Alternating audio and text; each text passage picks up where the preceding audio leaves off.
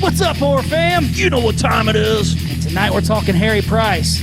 Let's get into this. All right. All right. What's up, everybody? What's up? And welcome to the Horror Chronicles podcast, your favorite podcast. I'm your host, Ryan, and with me, as always, my main man, my cohort, JT. What's up? That's right, guys. And as you heard, we're going to be talking about Harry Price tonight, but before that, we're going to get into a little business real quick. Little business. Yeah. If you're just watching or listening to this on iTunes, Spotify, Stitcher, all those great places out there, and you're not following our Facebook page, jump over to the Facebook page, join it, start a conversation, join the community there, share things, send us a message if you'd like, and we can probably get you on the podcast. It's very easy to do. We could do video calls, phone calls if you're scared to be on video or whatever, or fucking smoke signals, whatever you want to do. We'll figure it out. We'll set it up. You guys come on the show, and we'll talk about whatever you want to. Come up with a concept you want to talk about, movie, paranormal, Bigfoot, fucking aliens, whatever. Telepathy. Yes, telepathy. And we'll fucking get you on here, guys. Very easy to do. So, and we also do a live show the last Sunday of the month. It used to be Saturday, but we switched it up. We think it's going to be better with it on Sundays. Yeah. So the last Sunday of the month, we do a live episode on Facebook. Not really episode, just live Facebook live show. Man. I'm telling you, it's awesome. You guys can get in there, start a conversation with us. Get involved. Live. We can sit there and answer your questions, whatever you want to do. So yeah, jump on over to the Facebook page, join, and say what's up, guys. Where else can they find us, JT? You can find us every Friday night at 9 Central, 10 Eastern on craniumradio.com. Craniumradio.com. That's my Cranium Radio voice, by the way. Cranium Radio, they got the best music, best DJs on the internet. Yeah, Check them out. Check them out. You guys can listen to them. They have great music. You don't have to listen to them just for us, guys. They support us. We support them. That's the way this horror family works, guys. Hell yeah. Also, we want to give another shout out to MANSCAPED. You'll hear about those guys a little bit later in the business, but shout out to them for supporting the horror fam, too. And also, if you want to peep some of this badass merch we got, jump on over to teepublic.com, teepublic.com. Type in Horror Chronicles Podcast or Horror Chronicles. Our stuff pop up. Get yourself a hoodie. Get yourself a fucking, they got everything. Cups. They got it all. Yeah, stickers, everything, guys. Just, show your Lacy love. underwear for your women. Yeah. Or yourself, whatever. Or yourself, whatever you want to do. Whatever a you're little butter into. on you. You can check us out on Instagram now. We have an Instagram account. We're working on that. We're working it hard, too. Yeah, guys. It's, Instagram's kind of weird to me because it seems like everything you post has to have a picture involved. Well, we're involved with Manscaped now, so there's no telling what's going to come out of us. We're going to show you the progression. Yeah. Before and afters. You can check us out on Twitter. We're hardly ever on Twitter. We're not tweeters. We're working on this, guys. We promise you. YouTube's growing like a monster. Yeah, YouTube, guys. We're going to be putting a lot of stuff on there fairly soon, too. And I'm telling you, I'm so done with not getting out and doing things. I'm beyond ready. Going to conventions. Yeah. Doing some investigations. It's going to be so much fun. Doing anything. Yes. And YouTube is going to be a big thing with that, guys. We're going to put all of our own content on there. So there may be some other places I'm going to talk to JT about a little bit later on. And so with that being said, guys. I'm tired of the business. That's the fucking business. Get to the point here. So, as we said, we're going to be talking about Harry Price. We're also going to be talking about the Borley Rectory. Mm-hmm. And some other things like that. This is actually a really cool concept. JT brought to my attention, and I'm like, yeah, let's fucking do that, man. If you guys don't know who Harry Price is essentially the godfather of paranormal investigation. Harry Price was really big into investigating like fraudulent mediums and, of course, haunted places and different things. Anybody in the paranormal field knows exactly who Harry Price is because a lot of the stuff that we do today would not exist if it weren't for him and his intellect, his mind. Yeah, his love for whatever, or his wanting to figure and it out. his wanting to, he wanted the truth. Yeah. and he wanted it to be out there. so to speak. So, But yeah. I mean, with everyone, guys, there's always, there's always, how do I say this? There's goods and bad to everyone. Oh, yeah. Yeah. So, and we'll get into that a little bit, but there's some really cool things that, like JT said, that he brought to light and that he's done for the paranormal world, and, Right or wrong, he brought them. yeah, so there you go. So let's get into this guy. So let's get into him. Okay? Get into him. Let's dig deep inside of him here. Go ahead. No, go ahead. Let's say he was born January 17th, 1881. Yeah, he's old. Woo! Actually, he's dead, but, He's older than old. He's dead. But, and he passed away March 29th, 1948. So he lived a pretty full life. pretty good, yeah. So it's a pretty good little stint there, Pretty full life of investigating some of the creepier places in the world. Yeah, You know. yeah. But like Ryan said, he was a British psychic researcher is actually what he was. He had went through school and actually worked for the college there in England, and did a lot of strange things, a lot of weird experiments. One of the stories that I had ran across was he when he was really young, he was only like 15. He actually wrote a book called The Poltergeist, and it was about his experiences as growing up as a kid. Yeah. This guy's seen a lot of stuff, and he's made up a lot of stuff too. But we'll get into that. Hey, We'll get into that. nobody's perfect. Harry Price, what he's most known for is his investigation of the Borley Rectory, which is in Essex, England. Yes, And the Borley Rectory is, even still today, is considered one of the most haunted places in England. yeah, was it the most haunted house in England? And this place is, the history is just kind of it's pretty crazy, because it's not just the rectory itself; it's the land that it's on. Right. So that's what's cool about this, and we kind of talked about this. I think we kind of talked about this on the last episode. We talked about how, we were talking about how the United States isn't necessarily that old. However, the land is. Right. So right. That comes into complete detail with this place, because it wasn't necessarily just the buildings that were haunted or possessed, so to speak. It's the land. Yeah. So, and I say that because I don't want to go too far ahead of us here. Let's go ahead and get into what the, rectory was. Okay, what it was, and, kind of how, So, the Borley Rectory was a house that gained infamy, like I just said, being called the most haunted house in England. Of course, Harry Price had a big effect on why it was called that. Right. But and it was really because of his investigation into the place, and there was it was like a newspaper. It was called the Daily Mirror. They published the account of his visit to this place. Harry Price actually spent a full year living inside the Borley Rectory. He rented it. Yeah, and then he also had 48 investigators that he had hired to come in and investigate this place throughout the year. Right. So, because it's a fairly large area. It's like 4 acres. It's got like, 12 or 13 rooms. Yeah, something like that. And stuff like that. This place was, the land, like I said, the land is what's really cool about it, because it was basically the land was used for religious purposes for years. Right.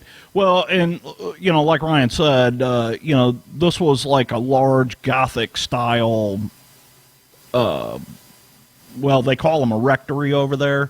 It was built in this village of Borley. Well, the reason why they call that a rectory is it was built for the rector, and a rector is like the priest or the pastor or whatever of the area. So this was actually built to house the religious figure of that village, however you want to call them. Over there, they called them the rector, though. Yep. And the guy who started off in here was a rectory bull. Was it Harry or Harry or Henry? One of the two. I'm trying to remember now. His son. Oh, Henry. Seriously. Henry. Yep. Henry Dawson Bull. His family moved into it. They built it, but they also built this on top of an already existing foundation. Okay. Okay. So when they had this place built, it was built on top of an already existing foundation of a place that had burnt and got demolished. And they had known. Now this is the rectory guys. Like I said, Henry Bull. They had known, they've heard the stories about, the land being cursed and this and that, but they're religious, so they're like, it's okay. So then they're building this house, and it's like I said, it's got like 13 bedrooms or some shit in it. Big place. Because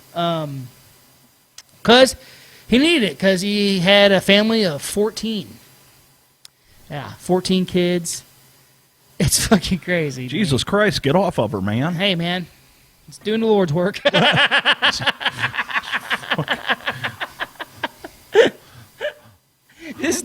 Hey, man, I'm just doing... The power of cum shot compels you. I'm just doing the Lord's work. Yeah, 14 children. There it is right there. Jesus. So, yeah. So it needed all that stuff. But anyways, so this place... as soon as they got it built, the day they moved into the place, shit started happening. Goddamn, they had 14 kids. But no, they would hear like disembodied footsteps. They would see. Probably one of those creepy ass kids. Yeah, no shit. They would see like nuns. There's a story of a nun, and they actually have what was it? The Nun's Walkway or something like that. Yeah. But anyways, the Widow's Walk. Is that what you're talking about? Yeah, but she was a nun. We're going to get into that too. The history of where this nun came from. Hey, what do nuns and 7-Up have in common? Oh, here we go. Never had it, never will. Oh. I'm here all night. We're going to get into that too. Where this nun came from. This apparition of a nun, and she actually walks. The reason why I call it the Nun's Walk because she walks outside of the home as well. And, it looks like she walks, you can see the ghost of a nun at twilight about 40 yards from the house. Mm-hmm. Yes, and... they tried to talk to it. Have you not seen the movie? Come on. Well, the kids one day seen her walking, so they went to go talk to her, and she just disappeared whenever they got close to her, right in front of their eyes. That they would see a ghost like stagecoach type thing, a black stagecoach being pulled by 4 phantom black horses and 2 headless horsemen riding on the coach. Oh yeah, I'm into it. It's pretty badass, huh? Yeah. And see, that's why I was talking to you guys about the land, because that's coming up the drive, or what they call it, the track over there, coming up the track to the house, which is like the drive. So they're seeing some pretty crazy shit, really. Yeah, I mean, if you're seeing... And this is right after they moved into the place. Yeah, it happened fairly quickly, Now, the story about... We're not going to get too far into the family's history, I don't think, because we're going to talk about Harry Price a lot on tonight. But we want to talk about this because this is one of the things that made him pretty famous and something that was pretty, significant in his lifetime. But like this family, they seen this stuff, and a lot of things happened in his house. He ended up becoming very ill, so his son moved his family in. And that's where, Harry Price came into it because that family that moved in called him because they started getting, and it amped up with them. Mainly his son's wife. She was the person who mainly got attacked in this, and the reason why they ended up calling Price in to investigate and see what was going on because he was well known. But I want to talk about real quick about the nun that they're seeing. Okay. Because did you know the history? Did you look that up? No, I did not. So, like, the history about the nun is that there's a, and this is where the other foundation came from. This is where it comes into effect. Supposedly, the nun, years and years and years before, had moved to this town and ended up having an forbidden love and affair with a monk. So the nun and the monk were going to, elope off and get married and leave. Well, the town found out about it. Pretty religious town, of course, because, back then everything was super religious. They found out about it and stopped it. They ended up hanging the monk publicly. And the nun was supposedly handcuffed to the wall and walled into the basement foundation. Wow. To basically die just of starvation and in the foundation of this place. That's crazy. I got to tell you about this movie from last night. We'll do that later. But yeah, so that's what happened. That's where the nun comes from. Nice. She was supposedly walled in. Walled into the dungeon of the rectory. Now, there was no, I will tell you, there's no evidence that she was ever there. That this ever happened. Right. But, of course, back then, it was pretty easy to get rid of shit. Right. So, you know what I mean? Well, and like we said, there's been several people who've moved into this place. Like, Ryan had said that the first rector, he passed away in 1892. Well, then his son, Henry, took over, and he ended up staying in the rectory until 1927 when he died. After that, it became vacant again, but the following year, a Reverend Guy Eric Smith and his wife moved into the house. Mm-hmm. And, that's where we were talking about Smith's wife started seeing a lot of stuff. There was a story about one time while she was cleaning out a cupboard, she came across a brown paper package. Inside this brown paper package was the skull of a young woman. Yes. And this is where, too... In the rectory? Yes. And this is... What was the other guy into? Yeah. Well, and then this is where... now, when Henry was there, or Harry was Jr., basically Henry Jr., when he was there, he had called in Vincent Price. Harry. He had called in Harry. Look at that. Harry Bull, Harry Price. Oh. Yeah. So. But yeah, he had called him in. Guy. He had called him in. And this is where we're leading up to when Harry came in and rented the place for a year. Because after that, this family decided to move out and just put it up for rent. So Harry actually convinced them to rent it out to him for a year.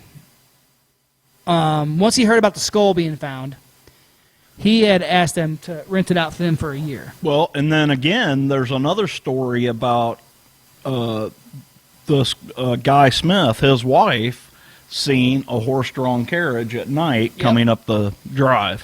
Which is what people have been claiming for years. Yes. So, so he contacted the Daily Mirror. Mm-hmm. And then they contacted the Society for Psychical Research, which we're going to get into. Now, if you remember earlier, we were talking about Harry Price starting his own He called it the National Laboratory of Psychical Research, and he did that because he did not believe in the Society for Psychical Research. The Society for Psychical Research is a big organization in England that still practices today. But Harry Price had different beliefs than them, so he started his own psychical research company to kind of facts go against what they were claiming. Yeah, and this is where it's going to get interesting, guys. But before that, we're going to get into a little business here and hear a little shout out from our sponsors. What's up, guys? Are you looking for the ultimate stocking stuffer for this holiday season? Look no further, because our sponsors at MANSCAPED have the tools to make you win this year's stocking stuffer or white elephant competition. Hell yeah, Manscaped. They're the only brand dedicated to below-the-waist grooming and hygiene products. And great news, they just released their products across Europe, Canada, and Australia. People need it. That's right. You guys, that's right. And let me tell you something, guys. They have such great things for you, like the crop preserver, the ball deodorant, guys. Let me tell you something. Smells awesome. Makes your nuts feel great. I'm telling you, my wife loves it. She loves it. Loves the smell of it. She wants to sniff them just because I put it on there, son. Hell yeah. It's awesome. Yeah. I would highly recommend the ball deodorant for everyone. I'm telling you guys. Yeah. They got the Crop Reviver Ball Toner. It's a spray-on toner that will give your balls a little slice of heaven. That's right. With their aloe vera and hazel extracts. Don't forget that foot duster, guys. Keep your stanky-ass feet from smelling. Get your stink feet off of me. Make your feet smell fresh, guys. Hell yeah. You want that. And let's not forget about the best trimmer for your butt, balls, and body. The Lawnmower 3.0 trimmer offers a replaceable ceramic blade with advanced skin-safe technology. No nicks, no cuts, no blood on your nuts. That's right, guys. That's right. Don't forget, guys, that all of these formulas are all vegan, poultry-free, dye-free, sulfate-free, paraben-free, so you know their products are legit.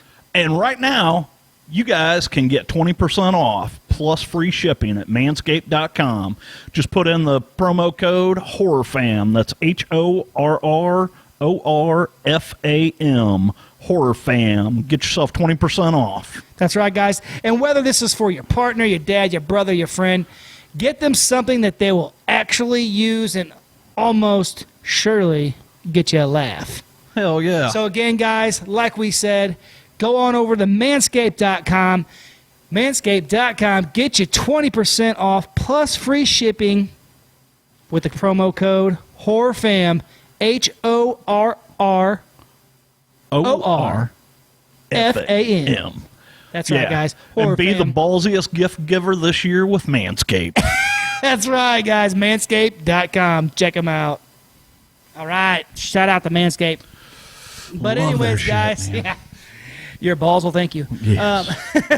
Anyways, guys. So, yeah, this is where Harry Price comes into this and how the legend of the most haunted house in England comes into effect here. Basically... Yeah, so on June 10th of 1929, the newspaper, the Daily Mirror, sent a reporter who wrote the first in a series of articles detailing this mysterious rectory in Borley.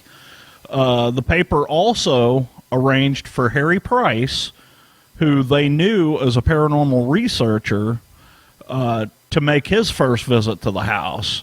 And he arrived at the house on June 12th. Yes. Yeah, and, this is kind of, we're going to get into this a little bit with him once we start going with further story. But, yeah, immediately, as soon as he got there, stuff started happening. Kind of like poltergeist activity, basically. Right. I mean, he was seeing some strange stuff, like throwing of stones and different objects. He was seeing spirit messages and, on mirrors and stuff like that.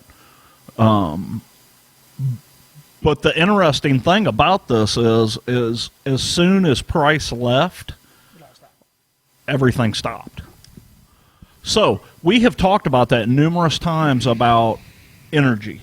Yeah. We always talk about energy and how certain people can manifest certain things depending on their frame of mind, their age, their, puberty level, because we hear a lot about poltergeist activity, and children. usually it's around small, hell, I don't want to say small, but like children that are younger children that are like going through that change, and going through puberty and stuff like that, because there's so much energy involved in that, and that energy can't be destroyed. It's got to manifest itself somewhere. Yeah. So there's some belief out there that, that's how a lot of this stuff happens is, oh my God, I got a boner. Well, now the clock just fell off the wall. Happens at my house all the time. Probably because I just hit it with my massive boner.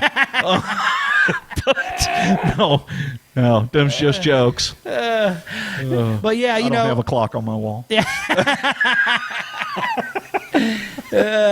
Shit. But yeah, the thing is, too, guys, and I know I'm the same way with you. We've had the same conversation about the Warrens.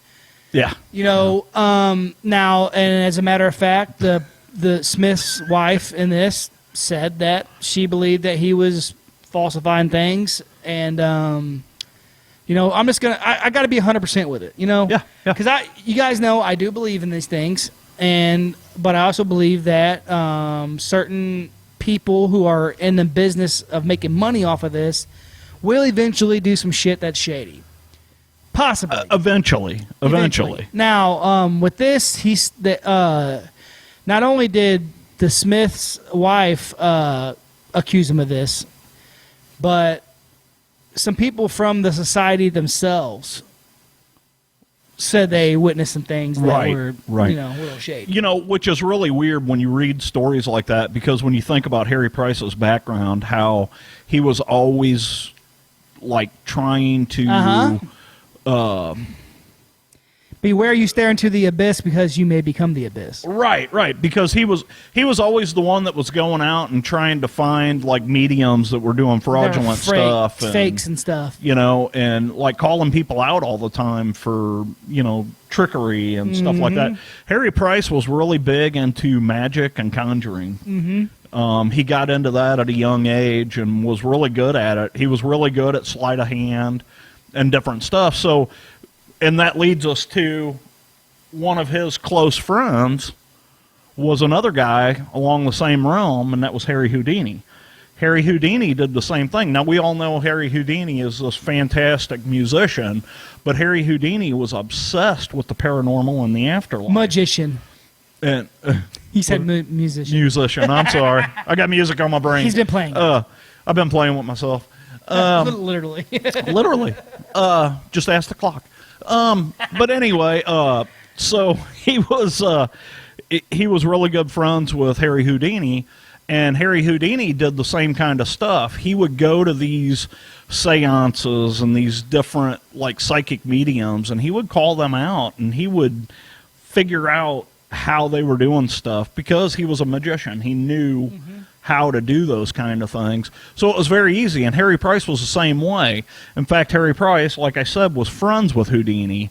And now, did they ever do any of those stuff together? I don't know. Yeah, I don't know. You know? But I just want to make sure we're keeping everything 100 on here, And even some of the kids, because like I said, they had 14 kids in the first family. Even some of the kids were like, I don't remember any of this shit. Yeah. Yeah, so who knows? Everything.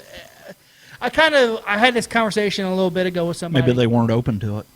Well, yeah, and I had this conversation a little bit ago with somebody, and I'm like, they're like talking about history and things like that, and they're like, oh well, so and so was this tall and this, this weighed this much, and this is what happened. I'm like, how do you guys know all this? That was fucking 700 years ago. Because science told us. Yeah, science told you that, so that's how you know, huh? 700 years ago? I'm like, we really don't know. Yeah. None of us really know what happened, especially with shit like this. Because, like I say all the time, when it comes to this kind of shit, it's all personal experiences. It is. To me, you got to find out if someone's a bullshitter or if they're not a bullshitter. And if you're not a bullshitter and you tell me something, I'm going to believe you. You know, you can tell usually if someone's just making some shit up. Like my 7-year-old constantly makes shit up all the time. So I know he's fucking bullshit telling me stuff. Always So Harry Price acted like a 7-year-old. Yes. And, making some shit up. you know, I don't want to say that. I don't want to say that Harry Price was a bullshitter. Was he a little fraudulent with some stuff? Possibly. What they call that when you kind of put a little bit more into it. He embellished a lot. Yes, he embellished stories a lot, and he was really good at it. And you got to think about his background. You know, we just talked about how he was into magic and conjuring and stuff. He knew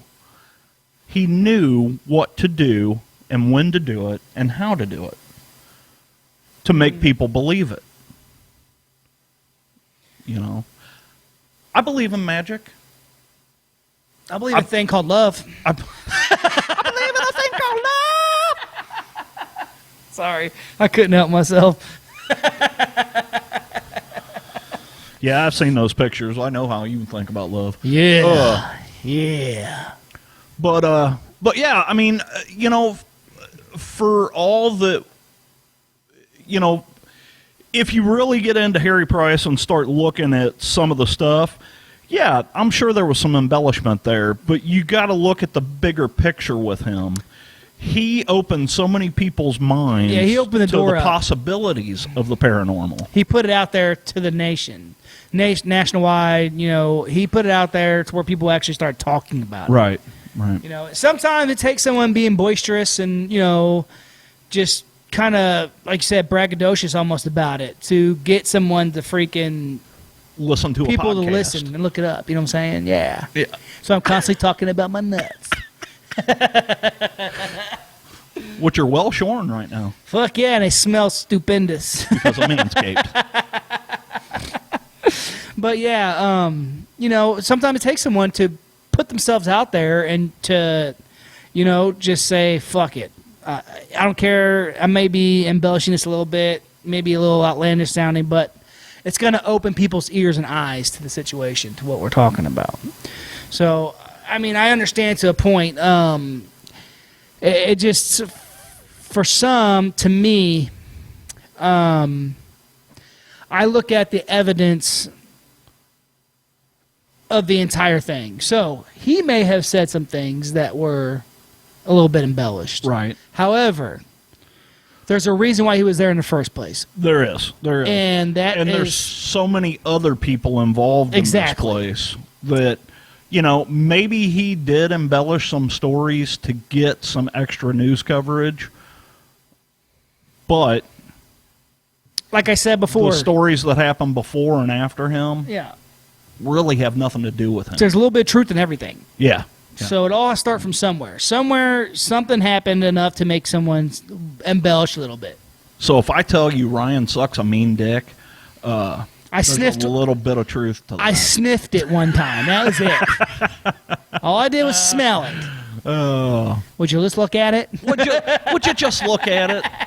Would you just look? Oh, I'm going to go off on a little tangent. Oh, you ever watch the show Monk? I have, yeah. Okay, you know the captain in that show? Uh-huh. His name is Ted Levine. Uh-huh. You know who he is? Who? He was fucking blew my mind, dude. Go ahead. He was fucking Buffalo Bill in Silence of the Lambs. That's right. I had no idea. Right. I just found that out the other day, dude. I seen that and on I was like, Facebook. no. And I started pulling shit up and look. I was like, oh my God. Yeah, I think I seen that on Facebook or something the other day. Now that you mention Best scene that. he ever did was when he tucked.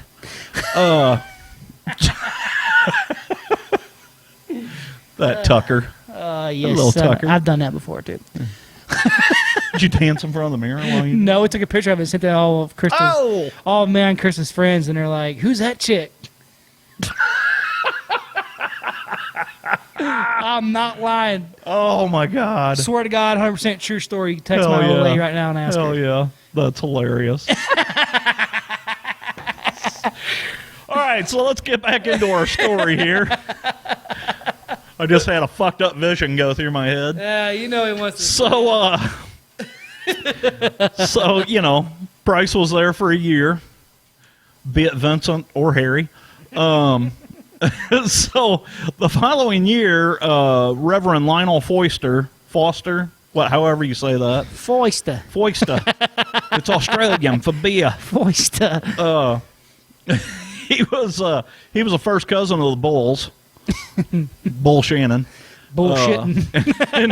Bullshitting. Anyway, he and his wife move into the rectory with their adopted daughter Adelaide, and in October of 1930, Lionel Foster wrote an account of various strange incidents that had happened, between the time the Fosters moved in October of 35. And he sent it to Harry. And then he sent this info to Harry Price.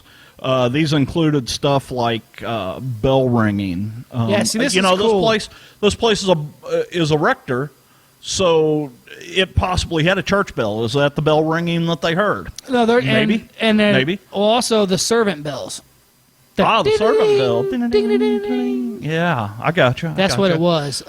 Window shattering, throwing of stones and bottles, wall writing, and locking of their daughter in a room with no key. And the thing about the servant bell ringing thing is that the wire had been cut supposedly. So they didn't. So there was no link for them to be able to pull it, because with the old servant bells they would pull it. Yeah, they'd pull a rope and it would ring the servant bell down below. Yeah. But supposedly the wires weren't connected. There was nothing to connect to it. They still heard the ringing.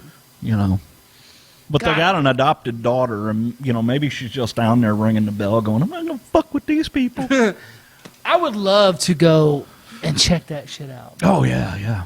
Hell yeah. Cool. Eventually, maybe, hopefully down the road, we'll see what happens. And Mariam Foster, she had told her husband about all kinds of like poltergeist phenomena that she had seen, which included her being thrown from her bed. Yeah, I see the same guy running out of the house when you came home.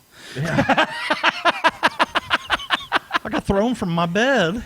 And I just seen the guy. I know I got thrown out of the bed. All of a sudden, I seen the guy running out of the house. No, honey, that was a ghost. I swear, it was a sex ghost.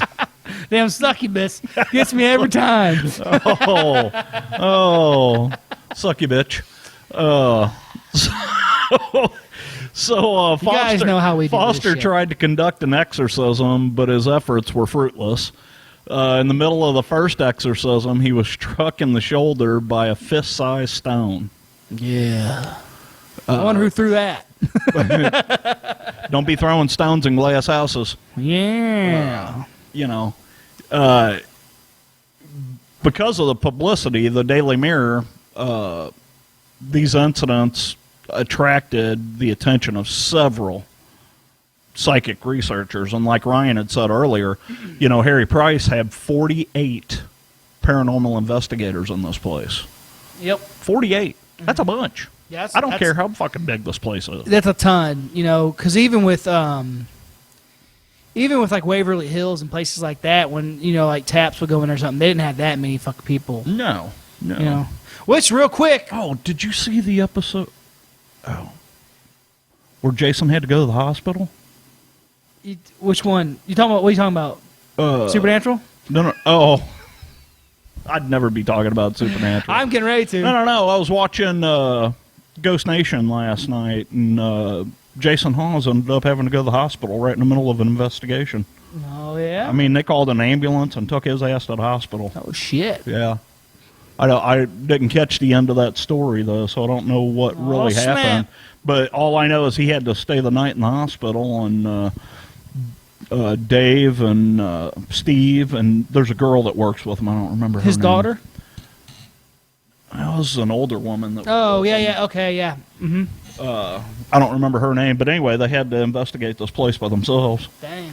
It was some big factory, too. I was going to talk about it real quick. I kind of mentioned Waverly Hills, so that's because I watched... this is another reason I like it, though. I was watching Supernatural, and they needed a bunch of souls. They had to find a bunch of souls to make this fucking, like, soul thing to fucking be able to kill some darkness thing or whatever. Anyways. Because they got soul and they're super bad. So they go to Waverly Hills. Nice. To collect souls. The soul collector. Dude, it's pretty cool, man. I was like, holy shit, that's pretty fucking cool. Yeah. I like how they incorporate shit in that show, man. It's really cool to me. Anyways. So, anyway, the Daily Mirror, had put this out there, and it attracted all these psychic researchers who ended up showing up at this place and doing their own investigations. What's interesting about this is for all the flack that Harry Price got for being a charlatan and a fraud and all this, all these investigators came out there, and after the investigation were unanimous in suspecting that there were, they were caused continuously and uncontinuously by Mariam Foster. Now, how could she possibly cause all these incidents to happen? Well, these are the questions. If you look into it, too, like supposedly she admitted later that she was having an affair with some guy that was working there. Well, it was a sex ghost. Yes, and that she had made up the paranormal things to cover up for her liaisons with this guy. Yeah, it's like I said, I think that when it comes to things like this, you're talking about energy. So you got to think about it like this. The way I look at it is certain entities feed off of negativity. If you're living in a home where you're cheating on your significant other and all this shadiness is going on, it's a lot of negativity. That can lead into paranormal experiences with all that, hostility and, negativity in the house. Seems like a perfect way for that stuff to happen, But that's not my outlook on it. Yeah, so I agree with you. It's with things like this, as far as saying someone's bullshitting or making up, I don't know because I haven't talked to this person. Wasn't there? Yeah, and I haven't had a chance to look them in the eye and be like, so what'd you see? And then look me in the eye and try to tell me what they saw without being a bullshitter, without my fucking bullshit meter going, it's pegged. Motherfucker. Yeah, so. I'm surprised he still talks to me. Yeah, I fucking bullshit meter. Yeah. He's how I recalibrate my bullshit meter. Yeah, the motherfucker's going off big time. Fuck out of here, JT, with your fucking bullshit. So anyway, the Fosters end up leaving the Borley Rectory because of Lionel Foster. He got really ill, and they ended up moving out. Well, and that's when Harry Price comes in and spends a year. Along with 48 others. Along with 48 investigators. 48 official observers. Yeah. So, quick question.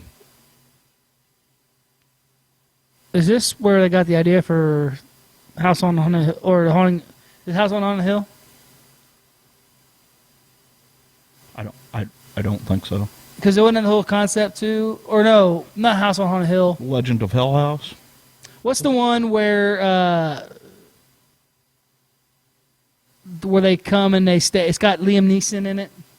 Oh, that's The Haunting. The Haunting of Hull House. That's Hull House. Yeah, The Haunting or whatever. But it's kind of the same.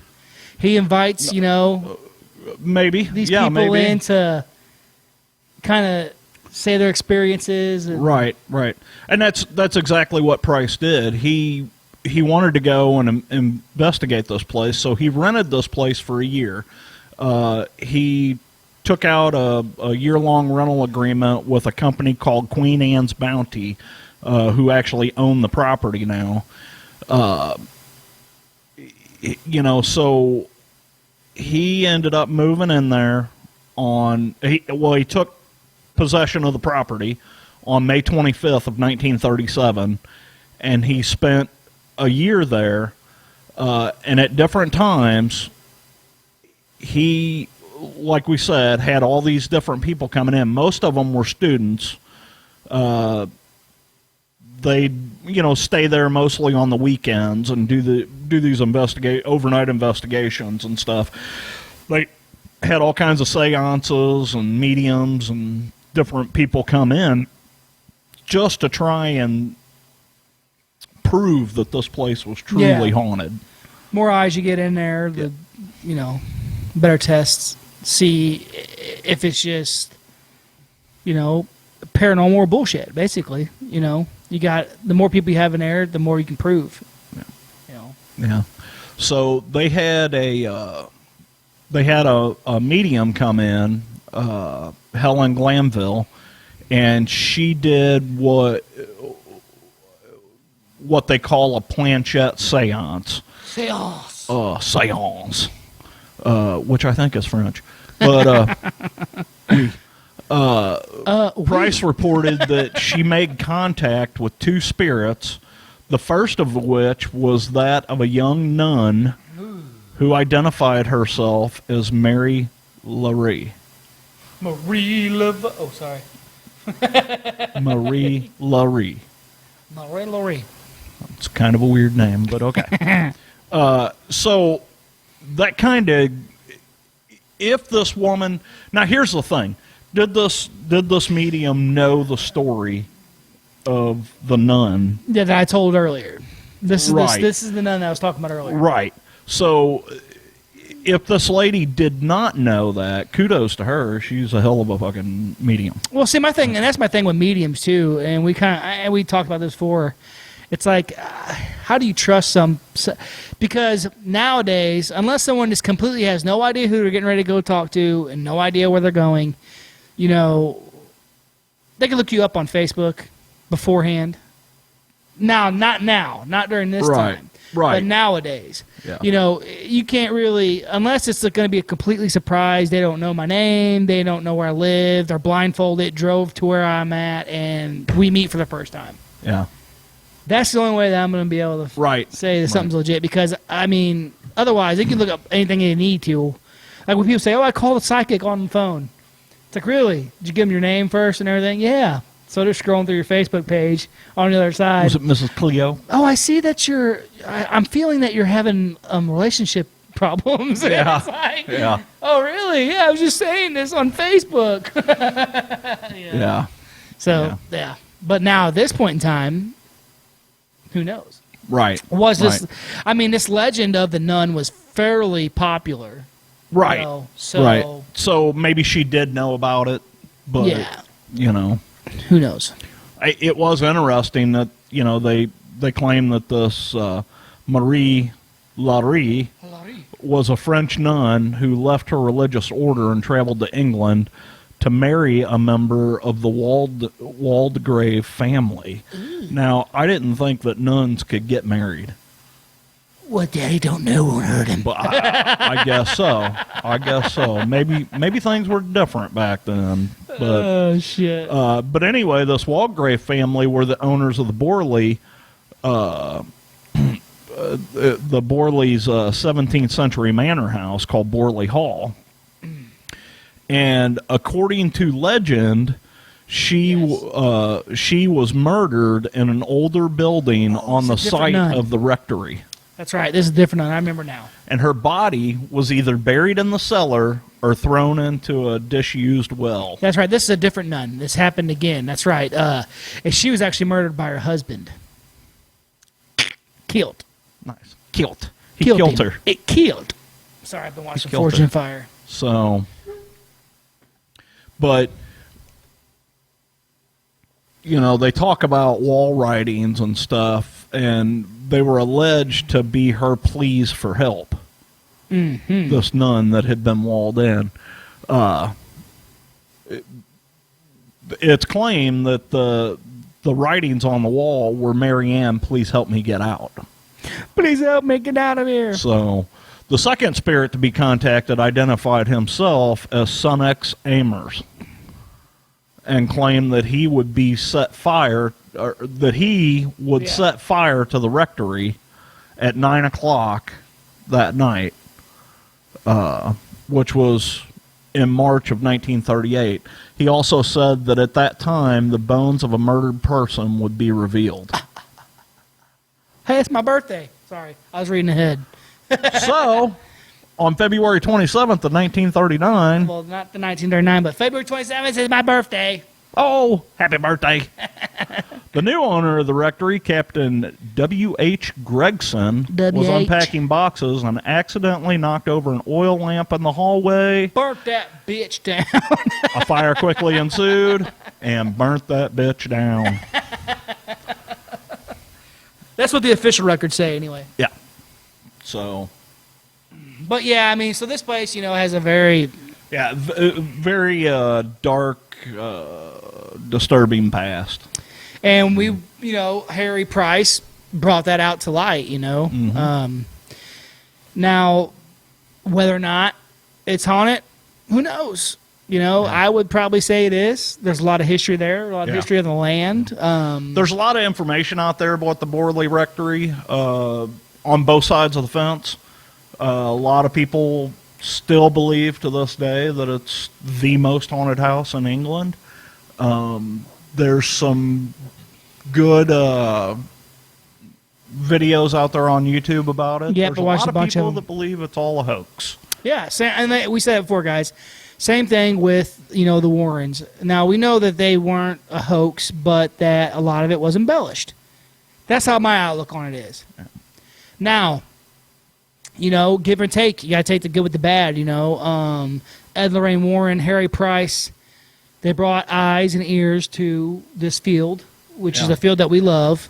We like talking about. Now, did they embellish some things? Probably so.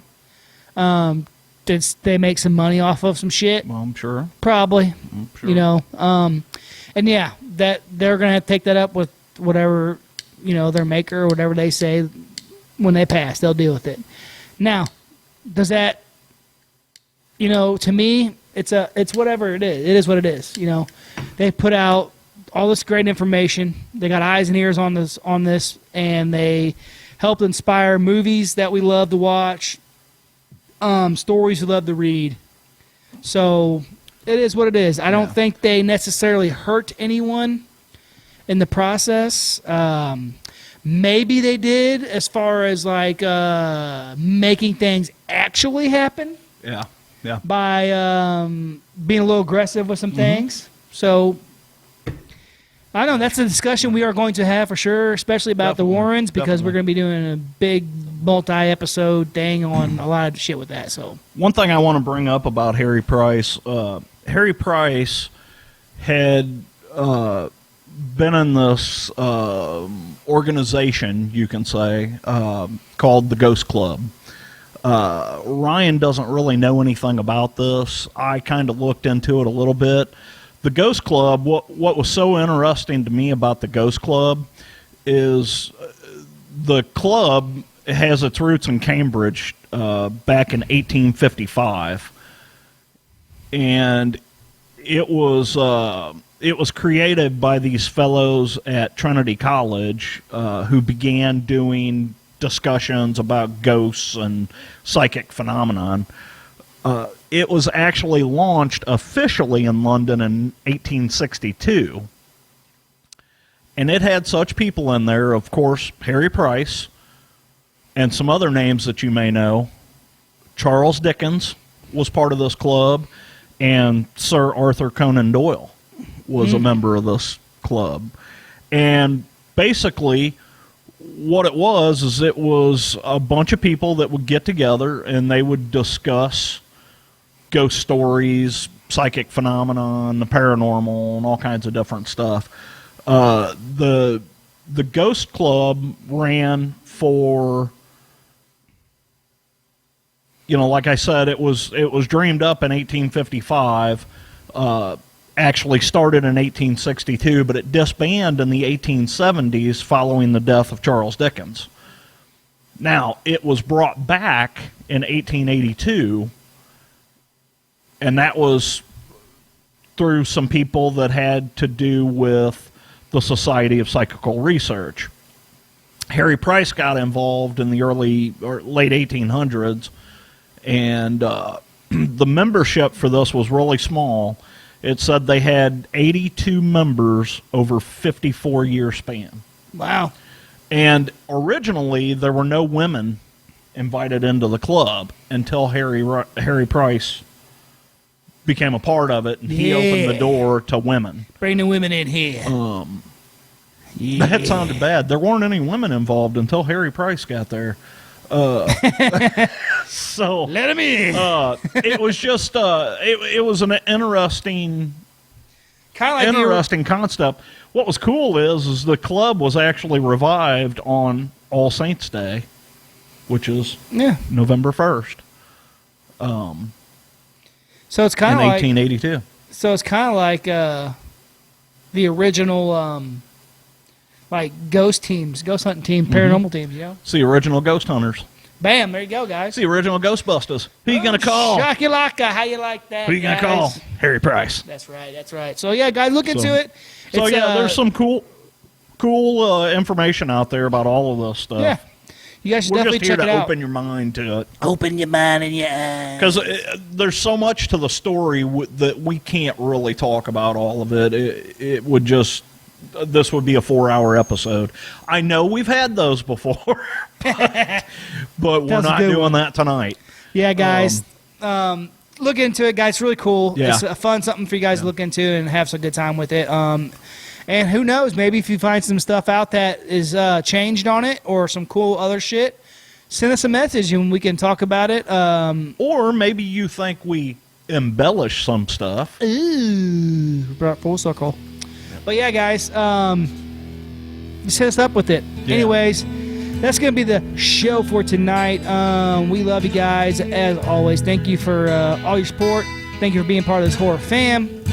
And most importantly, as always, until next time, keep it creepy.